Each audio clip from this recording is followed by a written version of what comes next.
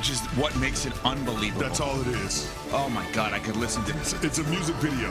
Okay, The whole movie? Yeah. Yeah, I it's just a visual noticed. album. I just picked up on something. You haven't seen Rocky 4, correct? No. Yeah, I didn't. I saw the first one, Rocky 1, or just Rocky. Yeah, Rocky 4, as Cece mentioned. My dream Is in life. Ivan Drago the best Rocky villain? For me, yes, because I rank Rocky 4 above every. Like, the diehard Rocky fans would be like, oh, it's so commercial. You shouldn't put Rocky 4 above every. Rocky 4 is awesome. Rocky 4 is amazing. Okay, what they talking about? Rocky 4 is amazing. Whether it's the training scene, the compare and contrast with them in Russia. Oh, yeah. Right, where Rocky's training with, like, tree trunks. He's on top of the mountain. Yeah, and then Drago has all this high-tech stuff. Or the scene where he's in the car driving after Apollo Creed dies, and he's so upset, obviously. Spoiler alert. You think by me saying Apollo Creed dies, is it? I need to put a spoiler alert on that? I've never seen it. 2025. I never saw it. Michael B. Jordan did 3 movies as his son, living after the dad dies. I didn't know that. I needed to put a spoiler alert on Apollo Creed in a movie dying? Guess I don't need to watch it now. The movie's 40 years old, Small. For some of us, it's brand new. Did you guys know that Stallone did a director's cut in like 2020 of Rocky 4? I did not. It's awesome. You got to watch it. It's on, I think, Prime. Okay. It's so good. Where he just talks through the scenes and stuff? No, he recut the whole movie. Oh, he recut it? Yeah, he added new stuff in there that wasn't in the movie previously and changed a bunch of stuff. It's great. Like extra montages? He extended the car driving montage. Oh, it's great. Oh, I love video.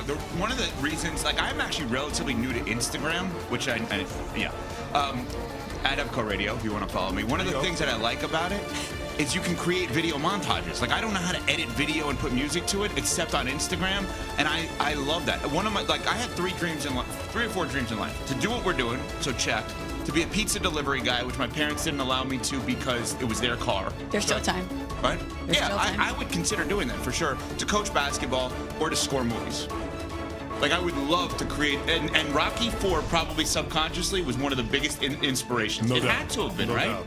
Hoosiers, Rudy, all these things. Remember the Great Titans? movies. Just all these sports movies that had great music alongside of them.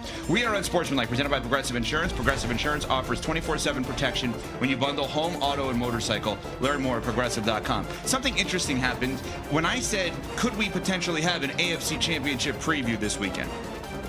I've suggested, and I'm not saying it's going to happen, but I just simply put out there that a division leader through 8 games and a team that's won 6 of 9 to start the season could match up in an AFC title game. And you both kind of gave me a look, like, what? Is Pittsburgh against the Chargers not a huge game? Is that not possibly a playoff matchup? Are we writing both teams off as potentially making a run? Before we even dive into the game, because you guys kind of batted an eye at me hyping up this game this weekend, is this not that big of a game for you both? You don't believe in either of these teams right now? Well, the reason why I don't believe in the Chargers is because of injury. The offensive line is in shambles. I get that they traded for failed first-round pick Trevor Penning from the New Orleans Saints, but I don't think that's going to be enough, man. It's hard to overcome injuries to both of your starting tackles to keep them out for extended periods of time. And so the fact that Justin Herbert has been running for his life, the most contacted quarterback in the NFL this season, gives me a little bit of cause for pause. Now, my feelings about the Pittsburgh Steelers are a little bit different because I thought this was a flawed roster coming into the season. I thought they were nuts for betting on a 40-plus-year-old Aaron Rodgers to come in and save the day. Now, to their credit, they've been better than what I thought they'd be. But I still look at them as one of the most vulnerable division leaders through the first half of the season that we currently have. So, yeah, I don't know that I look at either one of these teams and think conference championship game. I just don't think that they have what it takes to get there. Yeah, I'm worried about the injuries with the Chargers as well, but with the Steelers, it feels like we've been forecasting them losing this division lead for weeks now. Yeah. And even though Aaron Rodgers has been better than we all anticipated, the defense has not. I know the game versus the Colts is the one that's freshest in our mind, but this Pittsburgh Steelers defense is not a typical Mike Tomlin Pittsburgh Steelers defense if you look at the numbers. They are 30th in yards allowed. 30th. When have you heard that about a Steelers defense? It hasn't been a while. They finished outside the top 20 in yards allowed only twice in Mike Tomlin's 18 seasons. So I don't really believe in the defense. I don't necessarily think the offense is humming at a rate that I would expect to see for an AFC championship team. And with the Chargers, while I believe in Harbaugh and Herbert, I just don't know if they have the pieces to get there. Listen, the Pittsburgh Steelers have been feasting off of turnovers on that defensive side of the ball, right? They've got 16 takeaways, second in the NFL. They only have one win against a team that didn't turn the football over against them, and that was the Cleveland Browns, who were starting Dylan Gabriel. So I don't know how much stock I can put in the Pittsburgh Steelers defense being able to replicate the turnover luck that we've seen week to week. Mm-hmm. And so that's why I don't necessarily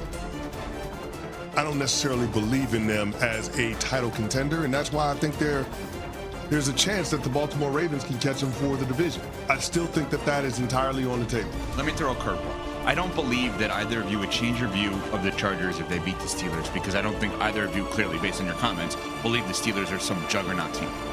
That said, what if the Steelers beat the Chargers and they have back-to-back wins against Indianapolis and the Chargers, two playoff teams? They create some level of separation, or at least lack of games to be played to catch up against the Ravens. At that point, does it change your mind a little bit? Well, I think you just hit the nail on the head.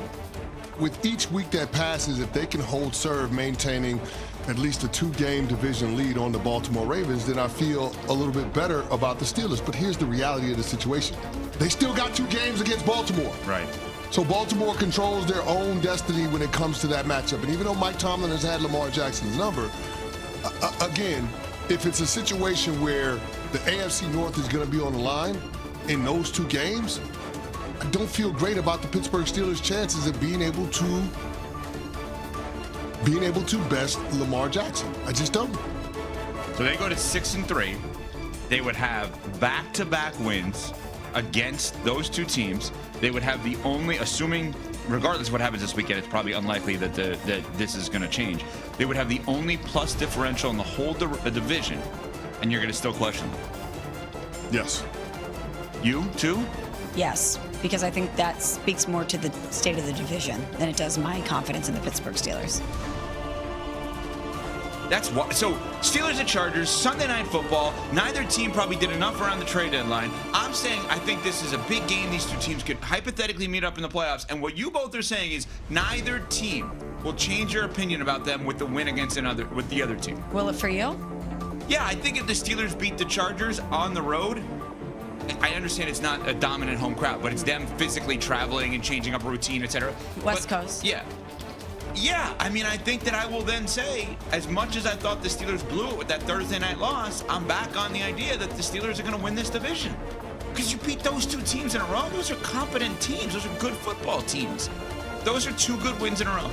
I would, I guess, change my thought process. I would no longer entertain the idea of Baltimore winning the division. But what would make this Steelers team different from last year's Steelers team? The rest of the division. That doesn't answer the question you asked. No, but that is the default answer I have. Is that I don't feel like anyone else is competing with them. So even if they do fall apart, they may be enough ahead where they could collapse and still win the division. Okay, so this is just strictly a conversation about division, because I thought we started with one of these teams being in the conference championship game. Yeah, I would pick the Chargers more likely than the Steelers if I had to do that. That's what I'm basing it off of. Definitely, but that's why I'm saying if the Steelers win this weekend and they beat the Chargers, you think that you can go to the place of entertaining the Steelers getting to the conference championship game? No, I can That's my point. Yeah, I can entertain the place of them doing something that we didn't think they were going to do, which is win a singular playoff game. Okay. Because they're beating playoff teams. Okay. If I've seen it with this group.